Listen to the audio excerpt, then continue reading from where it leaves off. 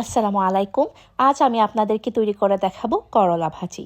করলা ভাজি আমরা সবাই করে থাকি। অনেকেই বলবেন যে করলা ভাজি আবার কে না পারে।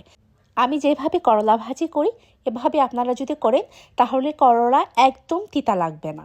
তো চলে গেলাম করলা ভাজি করার জন্য। আমি এখানে একটি প্যান বসিয়ে নিয়েছি, দিয়ে দিলাম তেল। তেল আমি পরিমাণ মতো দেব। এবারে দিয়ে দিচ্ছি পেঁয়াজ কুচি। পেঁয়াজ কুচি এখানে প্রায় বড় সাইজের একটি ছিল, আমি দিয়ে দিলাম। এখন আমি পেঁয়াজগুলোকে ভেজে নেব। যখন পেঁয়াজগুলো একদম বাদামি হয়ে আসবে তখন আমি দিয়ে দেব লবণ। এখানে আমি 1 চা চামচ পরিমাণ লবণ দিয়েছি। আবার ভেজে নেব। এখন দিয়ে দেব হলুদের গুঁড়ো। আমি এখানে 1 চা চামচ পরিমাণ হলুদের গুঁড়ো দিয়ে দিলাম। এখানে আমি আর কোনো মশলা ইউজ করব না। আবার ভেজে নেব। এবারে দিয়ে দেব করলা। এখানে মাঝারি সাইজের 3টি করলা ছিল, এগুলো আমার শাশুড়ি কেটে রেখেছিলেন।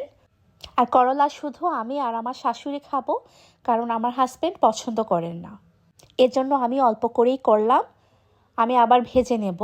আর এখানে একটি টিপস হচ্ছে, করলা দেওয়ার পরে আমি কোনো ঢাকনা দেব না।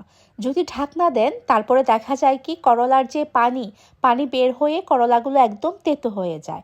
আর যদি করলার ভাজির মধ্যে কোনো ঢাকনা না দিই তাহলে করলাগুলো একদম ঝরঝরে থাকবে আর খেতেও মজা লাগবে, আর একদম তেতো হয়েও যাবে না।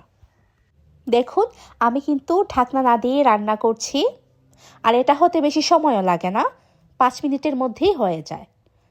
আমার করলা ভাজি হয়ে আসছে, আর দেখুন একদম ভাজা ভাজা হয়ে আসছে।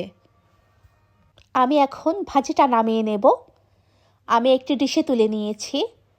দেখুন দেখতে কত ঝরঝরে মনে হচ্ছে, আর খেতেও ছিল অসাধারণ, আর একদম তেতোও লাগেনি। আপনারা এভাবে বাসায় ট্রাই করে দেখতে পারেন আমার রেসিপিতে। আশা করি আপনাদের ভালো লাগবে।